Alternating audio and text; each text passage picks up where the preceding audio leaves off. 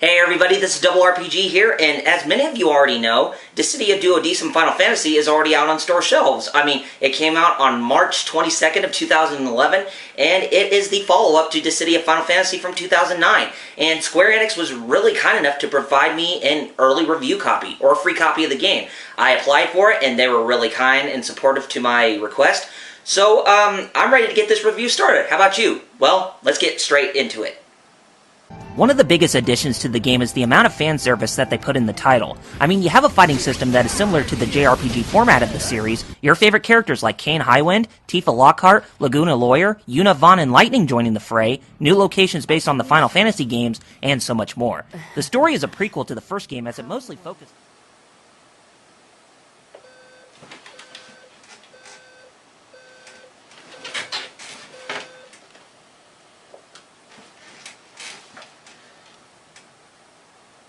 Dang it!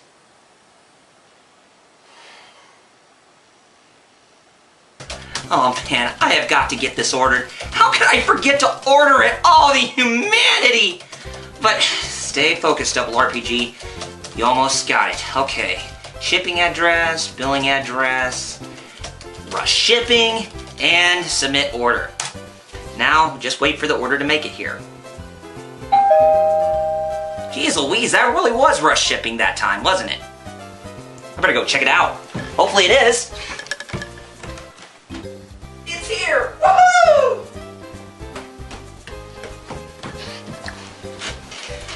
Yes, folks, Dissidia Duodecimo 12 Final Fantasy just arrived in my mailbox. And I'll tell you what, it definitely can be a lot better than lunch and dinner, so this time, let's get straight into it. Dissidia 012 Final Fantasy is a prequel to the 2009 fighting game by Square-Enix that was based around the main protagonist and antagonist from the first 10 Final Fantasy games.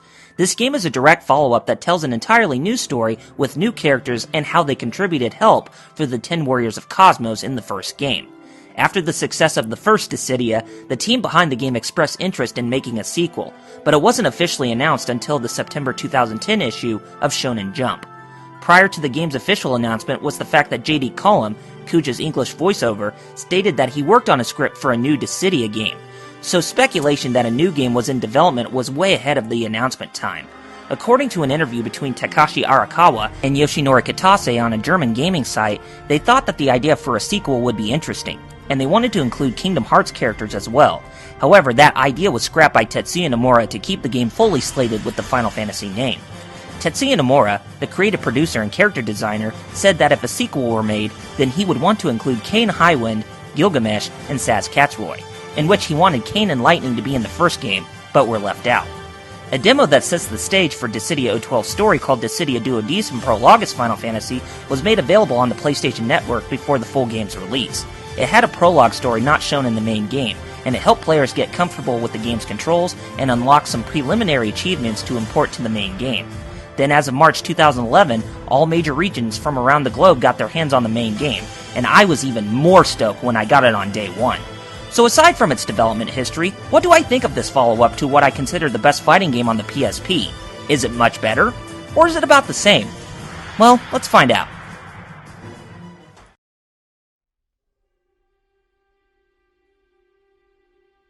As I have stated before, this game is a prequel that takes place during the 12th cycle of conflict that precedes the 13th and final one that the first Dissidia is based on. A new group of warriors that are under the allegiance of Cosmos, the goddess of harmony, take up their task to find their own crystals. Lightning, the main protagonist from Final Fantasy XIII, takes the lead of a small group that consists of her, Vaughn from Final Fantasy XII, Laguna Lawyer from Final Fantasy VIII, Yuna from Final Fantasy X, Kain Highwind from Final Fantasy IV, and Tifa Lockhart from Final Fantasy VII. The small group work together for some time, before they end up being separated from unknown circumstances, and that is when things start to lead up to the downfall of Cosmos' champions in the 12th cycle. As you would have guessed, this game is mostly focused on the new characters as to why they did not appear in the first game as well as their hardships throughout the story. Just like the last game, the plot is inconsistent and convoluted, but that is to be expected as the first game suffered that same fault. However, I let my imagination do the talking, and I just enjoyed the story for what it is. Some people say that it's fanfiction, but it is actually a lot better than most of the stories from the main Final Fantasy games that we've recently seen. And yes, I'm talking about you, Final Fantasy 12 and 13. Ugh. However, the story about the 12th cycle isn't the only one in the game. The campaign from the first Dissidia is included, but nothing new was added in the storyline to flesh out plot and whatnot. That was a little disappointing for me since this game held more storage than the last game, so fixing up some of the inconsistencies would have been nice. Believe it or not, that wasn't the only extra story we were rewarded with. 2 new stories called Confessions of the Creator and Reports have been added in as well. The Confessions of the Creator story is a brand new scenario, and it does take some cues from some of the extra scenarios from the first game into this one to make it one big and huge new tale. This mode is where the heroes and villains from Cosmos and Chaos's armies work together to defeat Chaos, who is about to wreak even deadlier havoc in a more demonic and powerful form that threatens the realm of Dissidia. It's a simple campaign, but nothing that is heavily story-driven as the 2 main scenarios.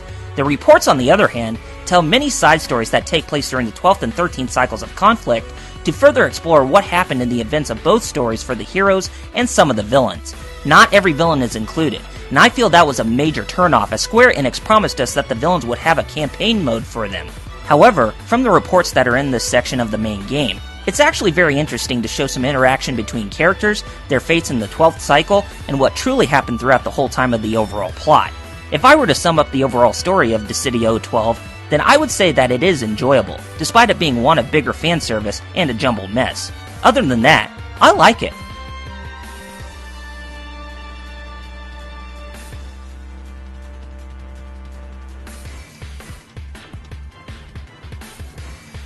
Dissidia 12 Final Fantasy is a fighting game where you take control of some of your favorite protagonists and antagonists from past Final Fantasy games, and they brawl each other out in the fighting styles of Power Stone and Dragon Ball Z. I know, right? On Cosmos' side, there are 7 new warriors to choose from with Lightning and her party members involved, along with Prish from Final Fantasy XI, who is Shantoto's student. The only new character on Chaos' side is Gilgamesh from Final Fantasy V, as he has a bone to pick with Bart's Clouser. Cloudstrife, Tara Branford, and Tidus take the side of Chaos, as Jack takes Cosmos' side for the story of the 12th cycle. By playing the story mode, you take control of the warriors of Cosmos in individual chapters, as they must do a bit of searching to locate their crystals to win against Chaos. In the bonus scenario, the warriors of Cosmos and Chaos team up to take down Feral Chaos, who has survived his defeat from the story of the 13th cycle, as you must save him from his anger and destructive nature, as you will find out from the whole tale. By playing all 3 of those scenarios, you travel around on the world map to search for weapons, items, chain abilities, and Moogle shops to buy rare items. The world exploration is one of the newest features in Dissidia, and its geography matches that of the first Final Fantasy, but rendered in 3D. You will come across gateways that will lead to the battle grids that were present in the first game, and you will see them a lot more often than you did from before. However, the grid designs and layout have been improved to make things go a bit faster than they already are, so it's not a bad fix for this time around. You will fight against mannequins or warriors from both factions in the story to make it to the end of the tale, so it doesn't always sustain the good versus evil formula that most video games are based on these days. Finding rare items and synthesis items are also accessible in this game, but there may be a mannequin at a higher level that may prevent you from getting that item. Sometimes avoiding those battles are the best strategy until you come back at a higher level to defeat it, and it most certainly does in the long run. In addition to that, you will also fight against mannequins on the world map too, so there are more battles that are to be fought if you want to grind a character to its full potential. One of the other newer features in the game is the newest currency called Koopa Points, or KP for short. You can think of its currency like the frog coins in Super Mario RPG. Earning KP on the grids will be beneficial to try and obtain newer items from the Moogle shops that are all around the world map. Earning Gil, Summon Stones, and PP currency in every battle and grid make a return, so you won't just have one thing to collect in every battle or battle grid.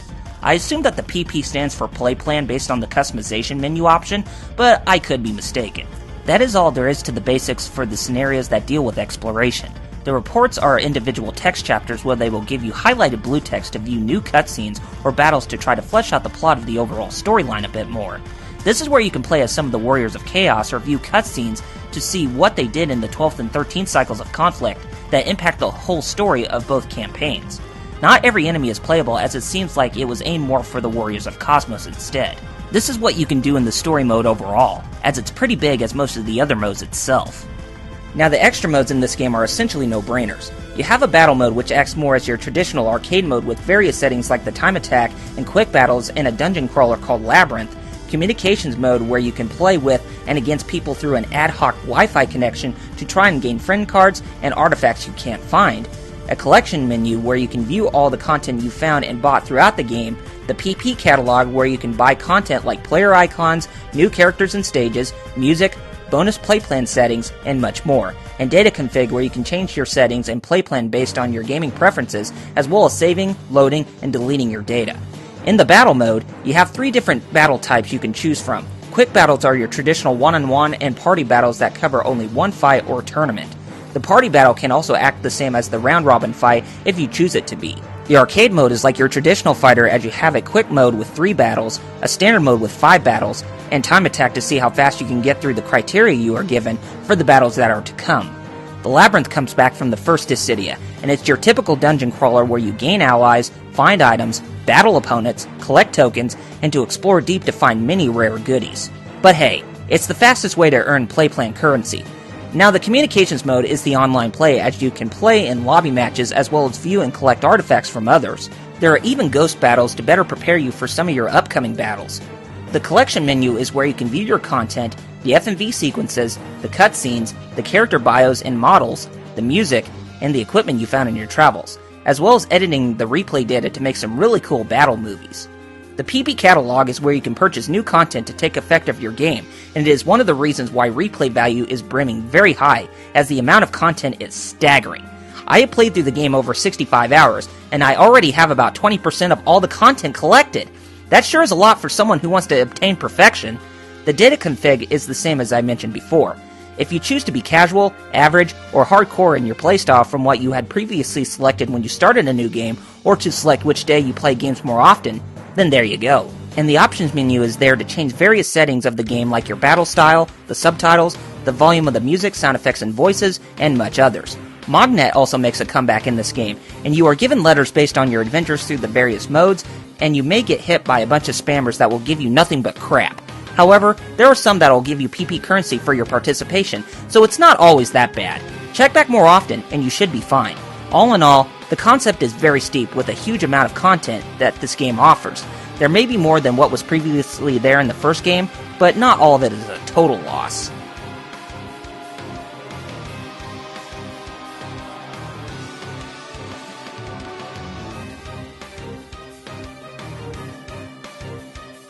I'll be honest, if you played the first game, then you won't be missing out a whole lot on the gameplay. However, there are some new additions that even diehard fans and the lighter gamers will find appealing for the battles. We'll go through it all, so be patient for what it is you are looking for. First off, let us retrace the gameplay basics from the first game before we get to the newer stuff. Let us delve into the combat first. You fight against opponents with elements of Power Stone and Dragon Ball Z. Have I said that before? Man, I must be repeating myself. Anyway, you run and fly around the stages to reach your opponents to do some serious damage to them, but damaging them isn't the same as a fighting game. You have to gain bravery points to increase your power as you must have that currency to do some damage in the form of a hit points attack. There is a bit of a strategy involved as you must do everything you can in order to grasp victory, like collecting X cores to increase your X gauge for X bursts, run up walls to make things easier than dashing and jumping around, bravery chase to inflict heavier damage and HP attacks, along with the wall rush for extended damage, and to break your opponent's bravery to gain the stage bravery for your own. The summon stones even make their way back, and there isn't anything new that is added in, so that part is a bummer. However, they help in doing everything they can to give you a winning advantage if you call them manually or automatically. That is what there is to the battles on that part, but don't think it'll be smooth sailing all the way as you must grind your characters as well as receiving and purchasing better equipment for you to even the odds a bit more. Going through the customization menu during your travels on the world map or the grids via the gateways will help. The customization menu is where you can change your equipment, accessories, summons, and abilities to best suit you for the upcoming battles. There are other things like the Battle Gen where the chocobo on the right of the default menu screen will go on a journey to help you uncover new items on your travels. The accomplishments will show you what objectives you meet in order to gain better items and accessories for future battles and such. Finally, the shop is where you can purchase newer equipment to help you grow stronger for the harder opponents you face. That is pretty much what is brought back from the first game. Now let us delve into the newer mechanics. Probably the newest feature that players will immediately notice in the gameplay is the RPG mode battle style. This is one of the newest features that add in fan service of the series into this game. The RPG mode is where you can fight enemies, but you are given commands in order to fight your opponents as you do not have the freedom of the action style that is normally there. Instead, you fight battles in traditional Final Fantasy fashion as they are done, automatically, when you select what type of command you want your character to do. It's kind of like how things are done in Final Fantasy XIII, but this game is more action-oriented than that of the traditional JRPG style. The other newest feature is the assist mechanics, where you can have an ally give you a helping hand in depleting your opponent's BP and HP, as well as taking a hit for you to avoid damage. Keep in mind that they will be temporarily unavailable if they are struck. The final thing that is new and most recognizable is the overworld map. This is another addition of Final Fantasy fan service, as you have more non-linearity than linear paths for you to go through when you play through the chapters or whole scenarios by yourself. You can gain items, fight battles, and enter Moogle shops when you are on the overworld map, so there's more than what you can do in the first game. The grids are back, but they are in gateways for you to traverse in if you want to progress further, so they are the same as the grids in the first game, but with more freedom afterwards. Overall, that is what there is new about this game and what there is to the gameplay as a whole. It's good to keep the basics from the first game intact, and the newer features for more people to play will be good for the die-hard fans and lighter gamers around.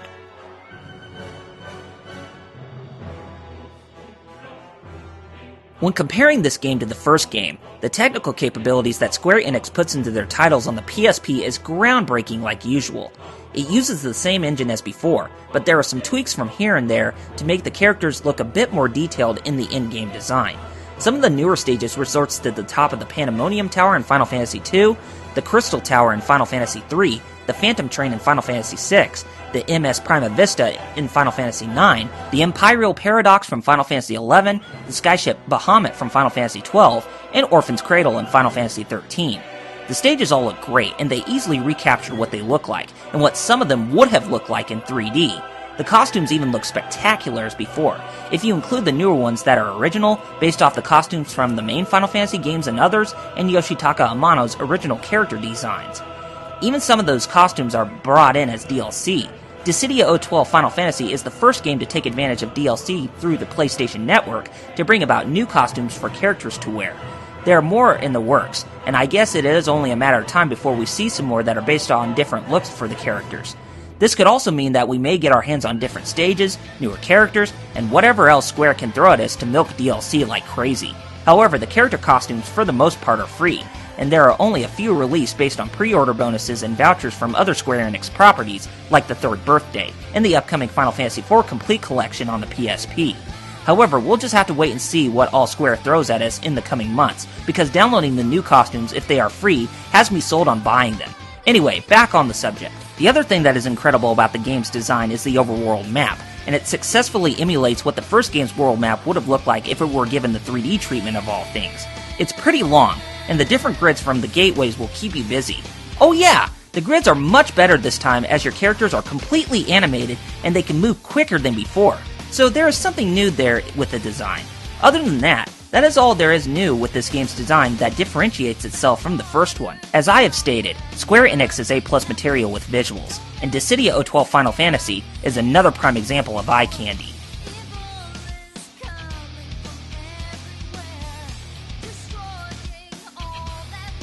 Another prime example in something that Square-Enix excels at with their Final Fantasy games is having great music, sound, and voice acting. Too bad that Nobuo Uematsu doesn't lend his likeliness to this game's soundtrack, as he's busy with freelance projects and working for Hironobu Sakaguchi 100% of the time. Instead, Takeharu Ishimoto takes the helm in being the main composer of the soundtrack once more, but he puts in more effort with his music skills than before.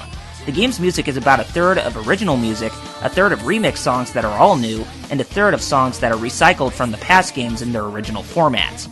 The original music and remix versions of songs sound excellent to recapture Uematsu's magic from his golden years working on the franchise from beginning up until now.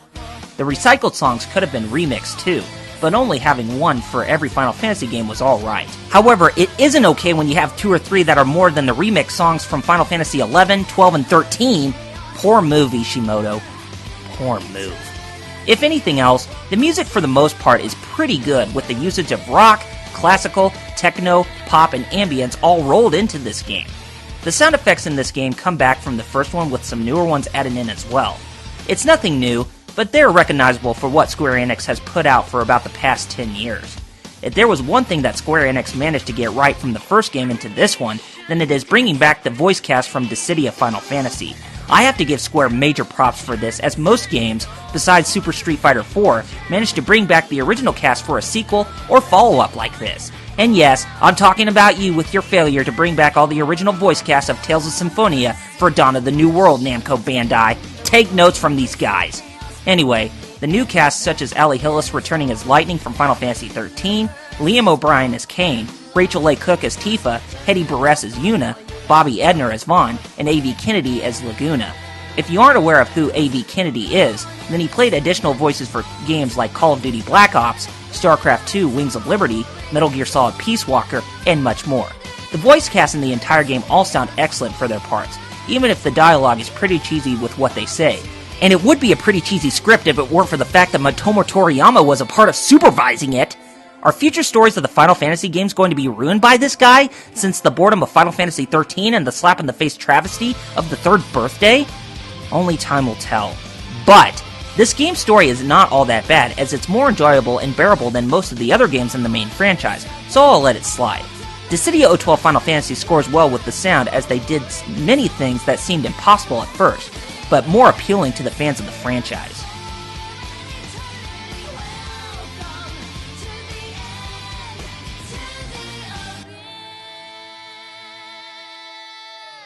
I'm not going to lie. This game is more for the die-hard fans of the franchise who enjoyed the first Dissidia from 2009. The series is a collaboration of heroes and villains that you love or hate, just duking it out with each other, so the fan service has been strong since the first game's release. From my own point of view, I would go as far to say that this is more enjoyable as an expansion, with numerous tweaks to make things even better than the first game. Things may start off pretty easy, but the learning curve only builds up when you reach up higher on the food chain of high-level opponents. Along with the crapload of content that is available in this game, the replay value will give you over 60 hours of gameplay for you to enjoy in the palm of your hands. The fans of Final Fantasy and the casual crowd will definitely get interested in the numerous things from fan service that has been added in to make things even more enjoyable. If you haven't tried out Dissidia Final Fantasy, but you wish to play it in this game, then look at this one, as it is at a good budget price for you to buy. It truly is worth the money for me to give it a perfect score, so go out and buy it today. Now let's get one thing straight, Square. You made this expansion slash prequel in a really enjoyable game to make it far more superior than the original. But if you're gonna make a new entry and make a brand new sequel, then at least come up with some new ideas that will stand out from this one, and people will crave it as much as they crave Kingdom Hearts 3 to be made. I mean, if you take that thought into consideration and put in some new ideas that stand out from the original game, then you will definitely have a successful franchise down the long run.